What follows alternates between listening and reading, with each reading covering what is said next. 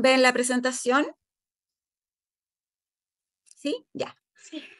Sí, Sí, Génesis, las relaciones posibles. eso. Si ustedes quieren opinar, por favor, siéntanse libres, ¿ya? De intervenir para que lo hagamos interactivo, ¿ya?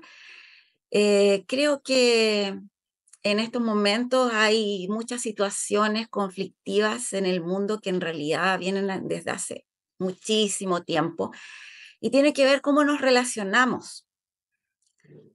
Vamos creciendo dentro de la familia y no siempre nos entregan las herramientas como para poder desenvolvernos, para poder resolver conflictos, ¿ya? Y es sumamente difícil. Sin embargo, cuando Dios nos trajo a este mundo, nos trajo en familia, nos trajo en comunión, para que podamos compartir, para que podamos pasarlo bien, para disfrutar la vida. Sin embargo, a veces cuando tenemos algún tipo de conflicto, lo llevamos hacia las discusiones, hacia las peleas, el cortisol se dispara y bueno, finalmente nos empezamos a separar en vez de unirnos. Entonces, conversando siempre con mi esposo, pensábamos, y sobre todo él me decía, ¿por qué siempre las religiones hablan de todo lo que nos separa y no hablamos de lo que nos une? Y creo que cuando Jesús vino a la tierra, Él vino a mostrarnos la forma de estar unidos, la forma de relacionarnos y por eso puse la génesis de las relaciones positivas, porque en el fondo, cuando Él estuvo en la tierra, nos mostró muchas formas de ser compasivos, de ser bondadosos, de mantener una autoestima positiva, de ser pacientes, de que los frutos del espíritu afloren, ¿ya? Y bueno, es un proceso, no siempre somos conscientes además de nuestras emociones, a veces tenemos sentimientos, sobre todo le pasa a los niños, pero también hay personas que van creciendo y no comprenden bien sus propios sentimientos y cuando empiezan a expresar las emociones no lo hacen de la mejor forma o no lo hacemos de la mejor forma. Ya creo que todos en algún momento hemos estado en una situación eh, en que hemos dicho algo de lo que después nos arrepentimos, en que no hemos cometido un error y eso ha afectado a otras personas o a nosotros mismos. Entonces vamos a ver algunas situaciones eh, como las vivenció Jesús, ¿ya? Son temas conocidos por todos, ¿ya? Entonces vamos a pasar algunos versículos rápidamente, pero la idea es que podamos empezar analizando acá, primero, que yo Juan 4:7. acá la pantalla. Eh, Esta es una historia que a mí me encanta y me encanta la forma inteligente como Jesús aborda a esta mujer, a, a una samaritana que sabemos fue en un momento en que las mujeres no iban a buscar agua, ¿cierto? Iban tempranito, iban cuando no hacía tanto calor, pero ella llega sola. Y Jesús inicia esta conversación muy extrañamente y primero le dice, por favor, dame un poco de agua para beber. Entonces ella se extraña y como si tú eres judío, yo soy samaritana, ¿cómo me pides agua? Y Jesús le dice, si tan solo supieras el regalo que Dios tiene para ti y con quiénes estás hablando, tú me pedirías a mí y yo te daría agua viva. Entonces ahí como que Jesús tira el anzuelo y ella empieza a enganchar, como cuando se tira el anzuelo al agua y los pececitos empiezan a mirar esa carnada que se mueve, pero no se acercan al tiro. Entonces ella es como una ironía quizás, decirle ya, pero si usted no tiene soga, no tiene agua, o sea, no tiene balde, ¿de dónde vas a sacar esa agua viva?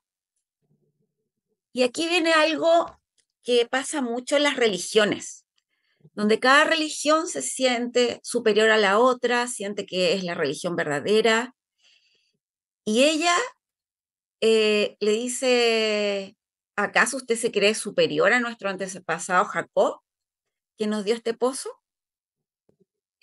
¿Cómo puede usted ofrecer mejor agua que la que disfrutaron él, sus hijos y sus animales? Y en el fondo es como decir, ¿acaso tú crees que tu religión es mejor que la mía? ¿Que tus creencias son mejores que las mías? Y eso es lo que verdaderamente ella pensaba. En algún momento yo también pensé, que no sé ustedes, pero yo pensé que lo que yo creía era la religión verdadera y me afanaba orando por mi familia, por ejemplo, para que creyeran en lo que yo creía y pudieran ser salvos. Em, entonces Jesús le dice, cualquiera que beba de esta agua va a volver a tener sed, pero todos los que beban del agua que yo doy no tendrán sed jamás. Esta agua se convierte en un manantial que brota con frescura dentro de ellos y les da vida eterna. Mi tata, mi abuelito, cerca de donde vivimos tenía un terreno y arriba era una pequeña meseta y de ahí teníamos que bajar, bajar, bajar, bajar hasta llegar a un estero. Pero a mitad de eso había una pequeña cueva y por años jamás se detuvo esta vertiente. Ya él llegó a ese terreno cuando tenía 7 años y le dijo a su papá, este terreno un día va a ser mío. Y cuando yo crecí, el terreno era de él, lo había conseguido. Entonces siempre bajábamos y a mí me encantaba llegar a esa vertiente, porque siempre, mes tras mes, año tras año, jamás dejó de brotar agua. Entonces, esto me imagino que es como eso, que Jesús decía que jamás de ese manantial va a dejar de botar frescura, va a dejar de botar agua, de brotar agua. Entonces ahí esta mujer empieza a enganchar y le dice, deme de esa agua. No sé si lo habrá dicho ahí como media convencida o quizás con un poco de ironía, no creyendo mucho, pero le dice, deme de esa agua si nunca más volveré a tener sed y no tendré que venir a sacar agua. Entonces Jesús ahí, eh, no sé si yo me hubiese atrevido a decir eso, pero él como que retrocede un poquito, ya la tenía ahí convencida y le dice, ve y trae a tu esposo. Y ella podría en ese momento haberse quedado callada, haberse ido, pero Jesús no le tocó la herida cuando empezó a hablar con ella, sino que empezó a darle luces de esperanza, de tal manera que cuando él le hace la pregunta, ella ya estaba enganchada con él. Sabemos que le dijo, no tengo esposo, respondió ella, y Jesús le dice, no tienes esposo porque has tenido 5 y ni siquiera estás casada con el hombre con el que ahora vives. Ciertamente dijiste la verdad. Jesús le dice, o sea, perdón, ella le dice, ciertamente dijiste la verdad. Seguro que usted es profeta. Les quiero preguntar algo. ¿Cómo ustedes creen que fue la vida de esta mujer? ¿Por qué tuvo 5 esposos? Abran los micrófonos. ¿Cómo estaba esta mujer en su corazón? Porque uno no le daba lo que ella necesitaba, pues. Ella estaba buscando algo que le diera motivo a su vida. Y te tuvo el primero y nada. Y bueno, pues siguió buscando y tuvo el otro igualmente. Ninguno le dio lo que ella necesitaba. Uh -huh. Por eso estaba de marido en marido. Muy Creo yo bien. que sí. Sí, no, sí, está bien. Bueno, quiero justamente hablar del contexto. O sea, pensemos a la edad que se casaban, que ya Ah, ok, a gracias. a los 12 años ya las estaban casando, 14 años. A las mujeres en esa época, como dice Olman, le podían dar carta de divorcio cuando quisieran. Quizás quedó viuda entre medio y una mujer viuda queda sola, abandonada. eh, no sé si tenía familia para que volviera con sus padres, pero en el fondo era una mujer que estaba quebrada, que no tenía valor en la sociedad y además, personalmente pienso que se sentía muy culpable, porque cuando vivimos en sistemas donde no tenemos valor, ya esto se da mucho en los maltratos de parejas.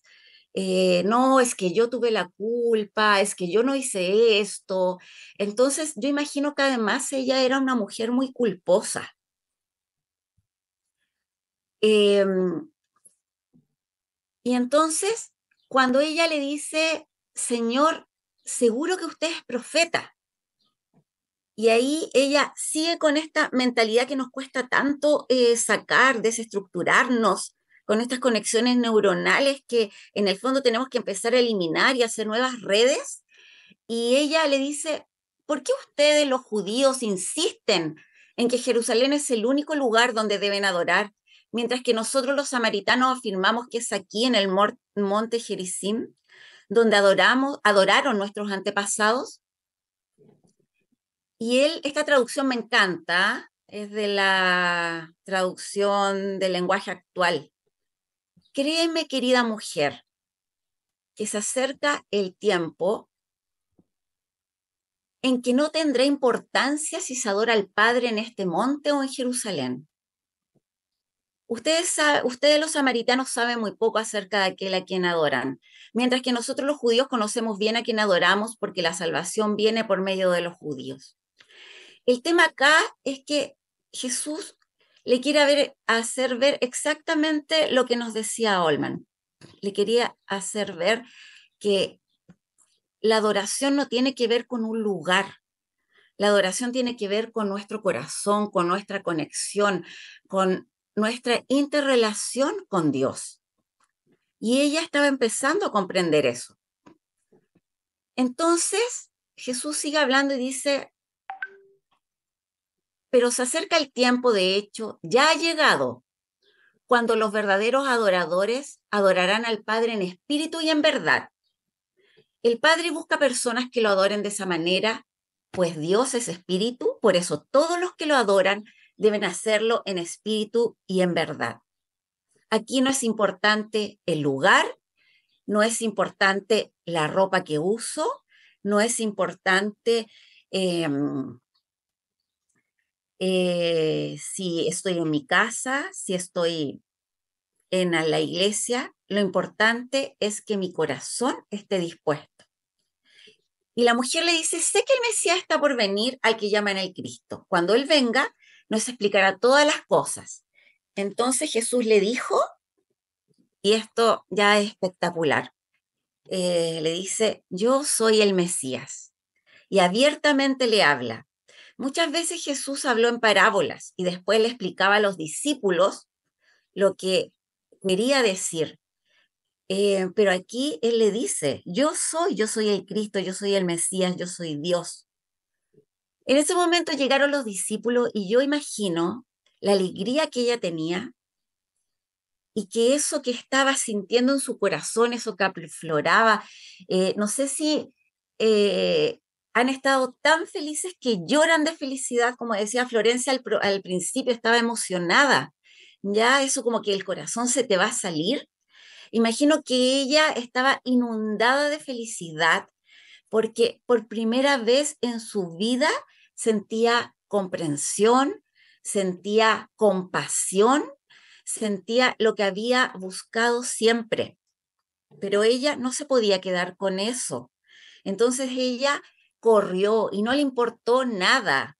No le importó que quizás otras personas hablaran de ella porque los esposos le habían dado carta de divorcio, porque había quedado viuda. Ella simplemente fue y le empezó a hablar a la gente.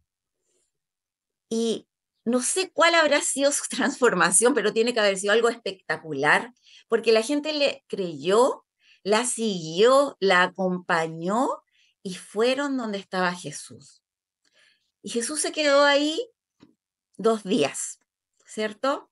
Hablando, seguramente haciendo todas las cosas que hacía Jesús, sanando, conversando, transmitiendo paz con una sonrisa que yo creo que vamos a conocer solamente cuando nos encontremos con Él. O quizá es la sonrisa de los niños. Yo trabajo con niños pequeños y cuando veo el brillo de sus ojos es un brillo que nosotros vamos perdiendo. Cuando veo esa sonrisa, digo, esto es algo que Dios nos deja. Y yo creo que ellos vieron en el rostro de Jesús algo maravilloso y sus palabras los consolaron. Entonces quiero que veamos acá este resumen donde muestra que ella sola estaba quebrada, se escondía, sus actitudes reflejaban culpa, vergüenza, una autoestima negativa Vivir sin sentido. y vivir sin sentido. Su vida no tenía sentido, era vivir por vivir. Es algo que nosotros vamos interpretando, ¿cierto? Pero con Jesús se siente perdonada, en paz, siente la compasión de Dios, empieza a sentir seguridad del amor, seguridad de su valía, se transforma su autoestima a algo positivo y su vida ahora tiene propósito. Es todo lo que Jesús llegó a darle a esta mujer y llegó a darle a las personas de este pueblo.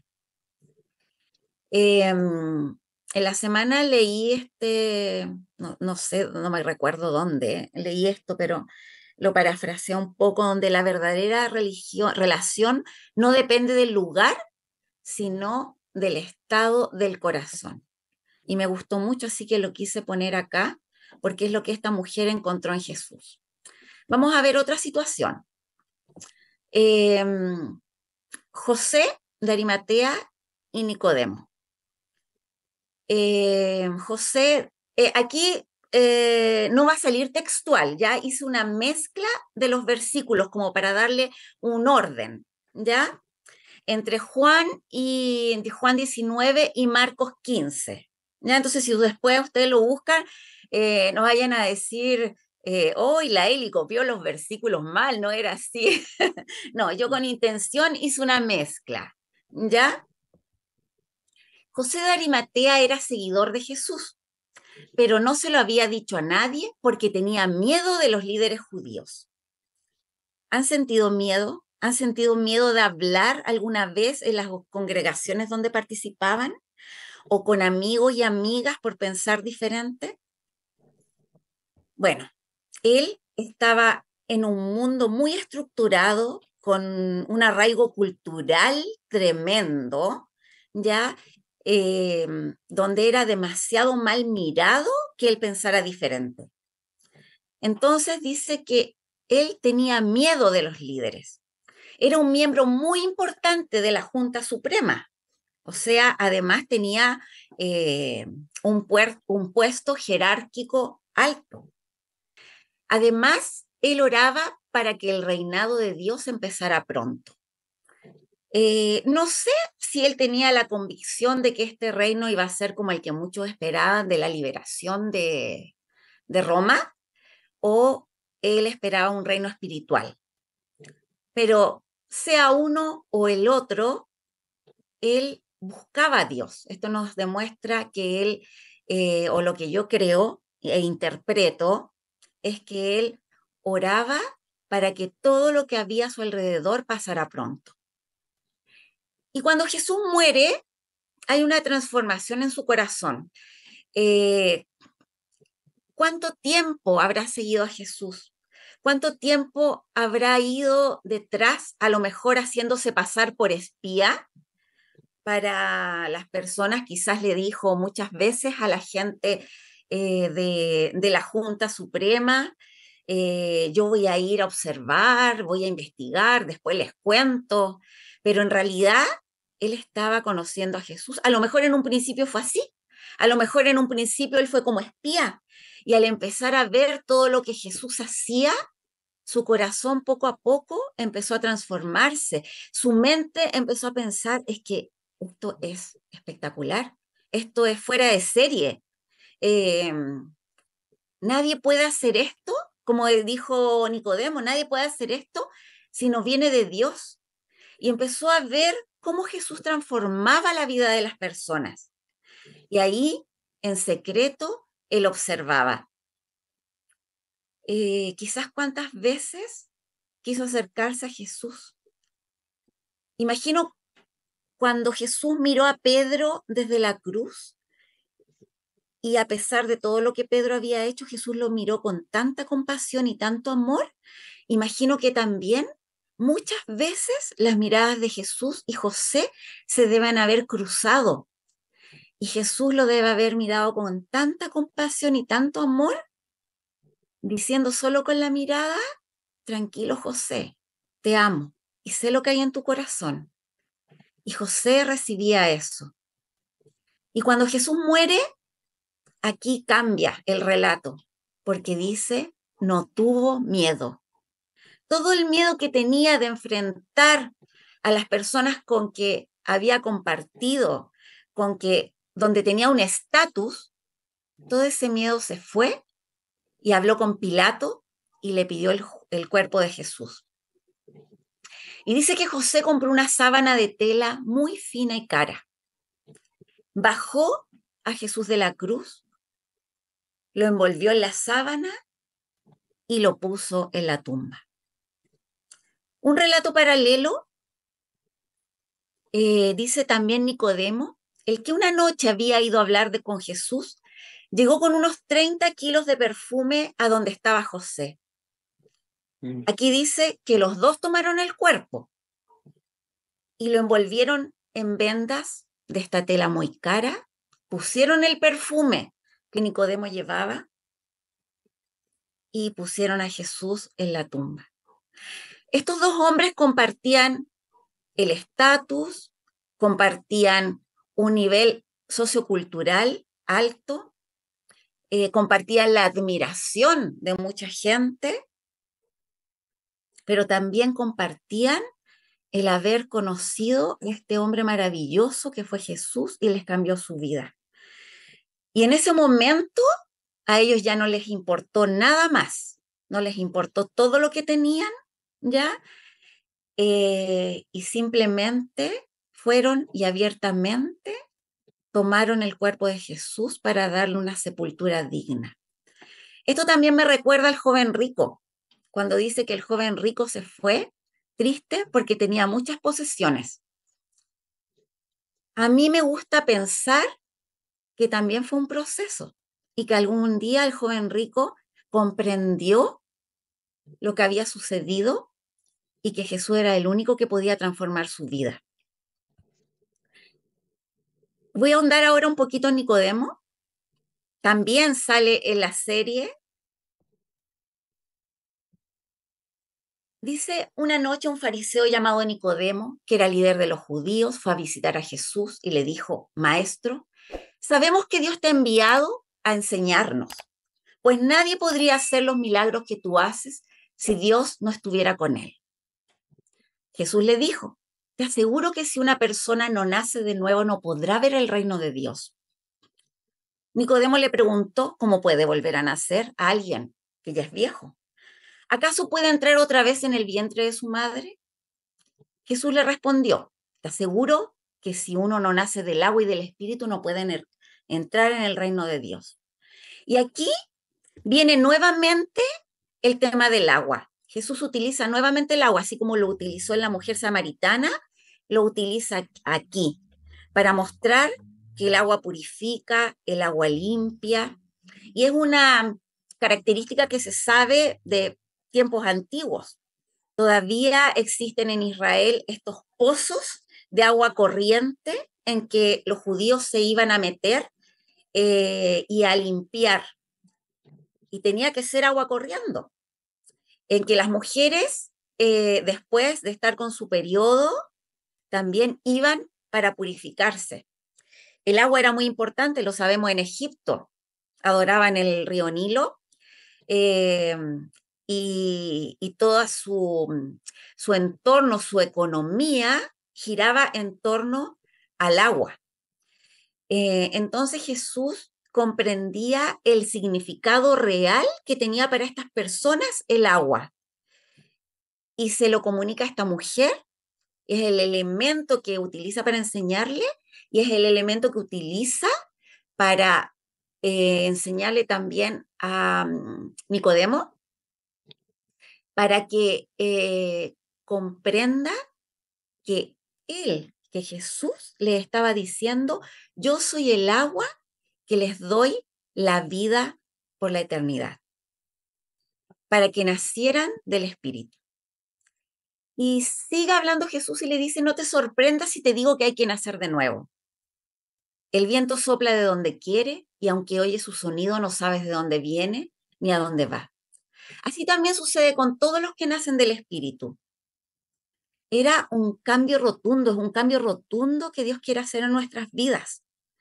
No sé si les ha pasado que de repente les vienen sentimientos positivos a su vida y es algo espectacular como ustedes se sienten. Es como que todas las hormonas positivas afloran en nosotros y eso no sabemos como de dónde viene. Nicodemo volvió a preguntarle: ¿cómo puede suceder esto? Y Jesús eh, lo hace reflexionar. Jesús tiene una forma de enseñar que a mí me encanta, porque le gusta hacer preguntas para que la otra persona reflexione y piense. No es entregar y entregar y entregar para que tú pienses. O sea, perdón, para que el otro no piense, para hacer que sea una enseñanza dictatorial. Y Jesús le dice: tú eres un maestro famoso de Israel y no lo sabes, ¿ya? Y también un poquito, a veces yo siento que Jesús juega un poco con la ironía, ¿ya? Es como decir, como decimos acá en Chile: te estás haciendo el loco, te estás haciendo el Larry, ¿ya? Eh, y dice después en Juan 7 que estaban reunidos los fariseos en uno de estos momentos en que estaban coludidos en contra de Jesús. Y, y dice que según nuestras leyes no podemos condenar a nadie sin antes escucharlo. Aquí vemos en esta imagen, y elegí esta imagen de internet porque muestra a Jesús y a Nicodemo mirándose a los ojos en una conversación sincera, donde Jesús está cercano, entendiendo también la vida de Nicodemo, porque para Nicodemo no era fácil ir y encontrarse con Jesús. Jesús podría haberle dicho: ah, no, pues, si él quiere hablar conmigo, que venga de día. Eh, pero no, Jesús aceptó ese encuentro. Y Nicodemo ya estaba convencido, pero le faltaba un poquito todavía. Él seguía en este lugar. Pero ¿saben qué? También nosotros tenemos que entender algo. A veces hay personas que siguen dentro de la iglesia porque todavía tienen una misión. Y es el lugar donde tienen que estar. Perdón, Nicodemo seguía ahí. Ya había tenido este encuentro con Jesús. Entonces, los fariseos estaban diciendo: no, hay que apresarlo. Si ustedes leen el texto, tenemos que ver la forma de que lo arresten. Y Nicodemo les dice, utilizando la ley: a ver, esperen. Según nuestras leyes, que ustedes respetan tanto, y qué es lo que muchas veces hizo Jesús también, porque Jesús les preguntaba, les hacía preguntas, les devolvía la pregunta, y ellos tenían que contestar según su ley. Por lo tanto, muchas veces no hicieron cosas en contra de Jesús, porque si no iban a estar en contra de lo que ellos mismos creían. Entonces dice, no podemos condenar a nadie sin antes escucharlo. Y aquí ellos le dicen, ¿también tú crees que de Galilea puede salir algo bueno? Estudia la Biblia. En ese tiempo no decía Biblia, ¿cierto? O estudia la palabra y verás que de allá no ha venido ningún profeta. Pero Nicodemo yo creo que hizo esto porque él estaba defendiendo a Jesús porque sabía que Jesús era el Mesías. Y bueno, después viene lo que leímos anteriormente con José de Arimatea, donde ya abiertamente van y sepultan a Jesús. Aquí vemos el cuadro donde José de Arimatea y Nicodemo, solos, sin Jesús, tenían prestigio, pero estaban llenos de dudas, de inseguridades y tenían miedo, vivían con miedo. Pero con Jesús encontraron la libertad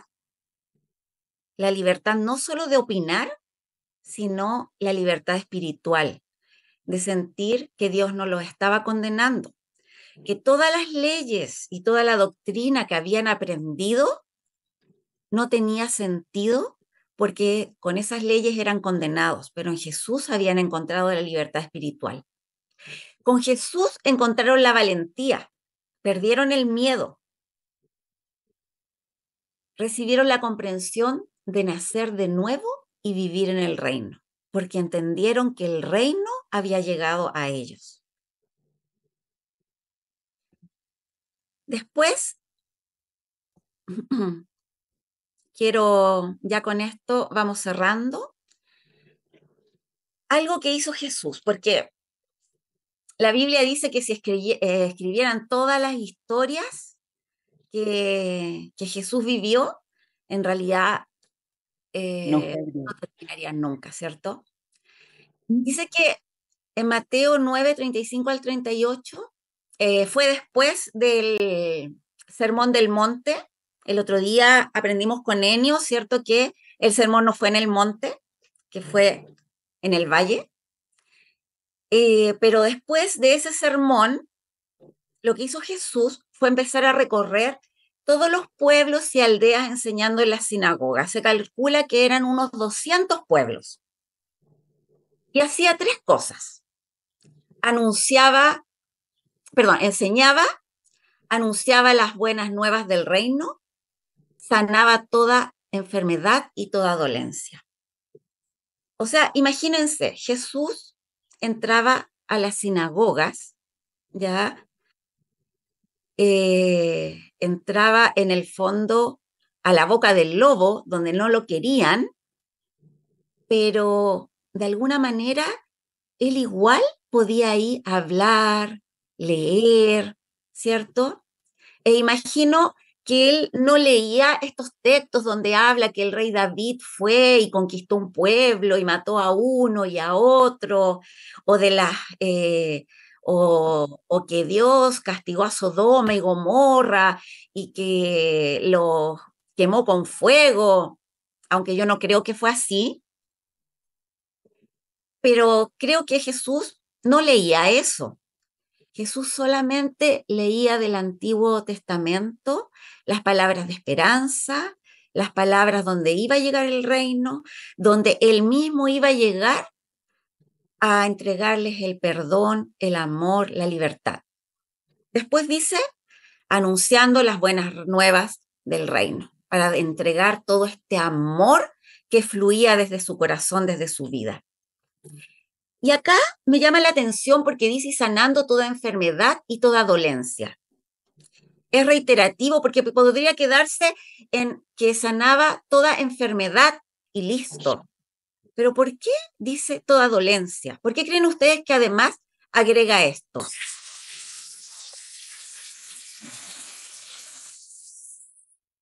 ¿Qué creen ustedes? Toda dolencia, tristeza, por ejemplo. Yo creo lo mismo, sí. Yo creo lo mismo, por eso hace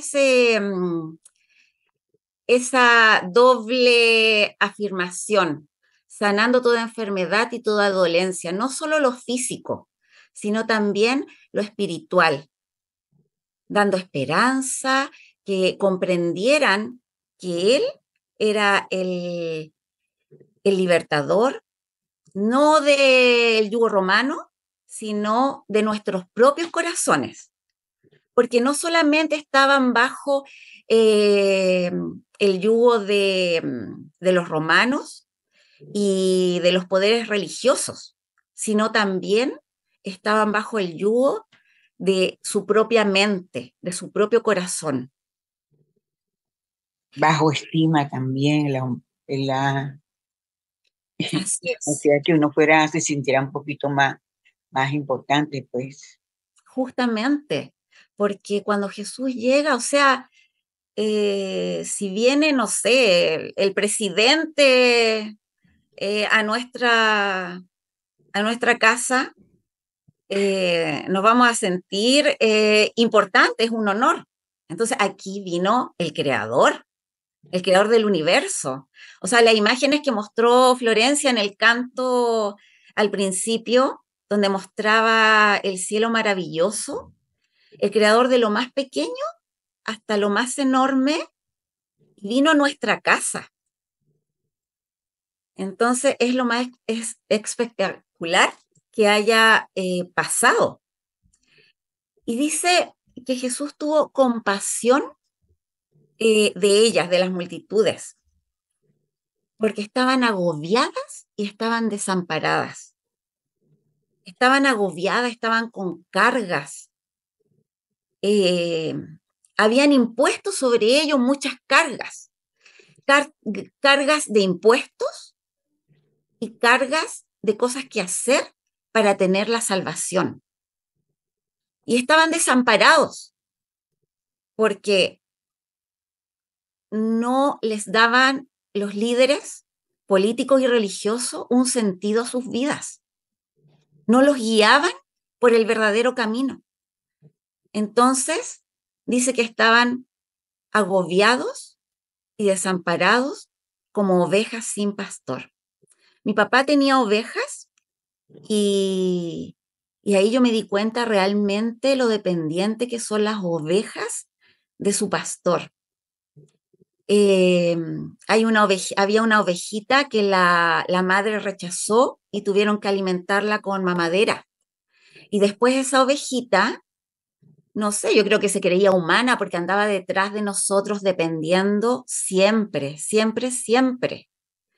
Era una ovejita que si sentía que se perdía, empezaba a balar, nos buscaba y no se quedaba tranquila ya hasta que estaba al lado nuestro. Entonces, si se sentía sola, se desesperaba. Entonces Jesús hace esta comparación de las ovejitas que estaban sin pastor. Y, y ahí Jesús sintió compasión. Creo que sentir compasión es también sentir tristeza por la otra persona, es sentir empatía, ponerse en el lugar de su sufrimiento. Eh, Cuando un hijo o una hija sufre, no sé si ustedes tienen hijos o hijas, pero creo que una de las cosas más terribles que a uno le puede pasar.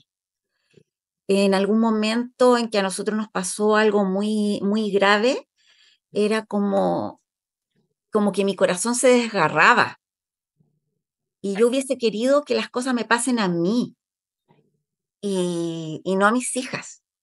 Entonces, imagino que algo así y más terrible era lo que sentía Jesús por esas personas y por nosotros. Y Jesús les dice, la cosecha es abundante, pero son pocos los obreros. En otras versiones dice, la mies es mucha, Y poco los posee. pocos los Trabajador. trabajadores, ¿cierto? Y eso le dijo a sus discípulos. Ahí podemos ver otras situaciones, porque era un mensaje para los discípulos también. Pídale, por tanto, al Señor de la cosecha que envíe obreros a su campo. Jesús estaba viendo tanta gente desamparada, tanta gente necesitada, y se compadecía de ellos. Solos, esas personas estaban agobiadas y desamparadas. Con Jesús encontraron compasión, paz, esperanza. Sí, Se dio a sí mismo, les dio el reino. O sea, Jesús era el reino y estaba ahí con ellos. O sea, ¿se imaginan esa maravilla que nosotros vamos a vivenciar? Hay personas que ya lo vivieron. Todas esas personas que estuvieron con Jesús estuvieron en el reino. Y en algún momento nos va a tocar a nosotros. Amén, amén. Este tema le puse así, Génesis de las relaciones positivas, porque creo que la génesis de las relaciones positivas es el amor. Y todo el resto, la compasión, la bondad, la autoestima, la paciencia, el perdón, todo eso viene del amor que el Señor creó originalmente. Lo máximo en la vida es el amor. A veces nos equivocamos porque somos humanos, porque la genética del pecado significa error, ¿cierto? Así que todos cometemos errores. Esa genética está en nosotros. Nacemos en un mundo que tiene cierta influencia cultural, política, religiosa, en un núcleo familiar con sus propias estructuras. A veces tenemos que aprender a dar amor, porque no siempre nacemos en un mundo donde nos dan amor, y por lo tanto también es un proceso. Es como Pablo también, que pensaba que él estaba haciendo lo correcto por amor a Dios, y él tenía un concepto erróneo del amor, y tuvo que aprender que el amor es ser compasivo, es ser bondadoso, es permitir que otra persona piense distinto a mí y valorar a esa persona no por lo que piensa, por lo que es, sino, valorar a esa persona por lo que piensa, por lo que es, y no por lo que hace, por el estatus que le dan. Y finalmente dejé este cuadro porque cada uno de nosotros tiene su propia vida, tiene su propio proceso con Jesús. Cada uno de nosotros ha tenido su experiencia solo, sola, y con Jesús ha tenido una nueva experiencia. Cada uno en su corazón puede llenar este cuadro y pensar en lo que significa para nosotros. El amor es transversal. Creo que podemos disentir de muchas cosas. Podemos pensar diferente, a lo mejor en creencias, pero si hay algo que es trascendental, transversal a todos nosotros, es el amor de Jesús. Y creo que en eso no hay diferencia, sino que hay unión. Eso sería el tema.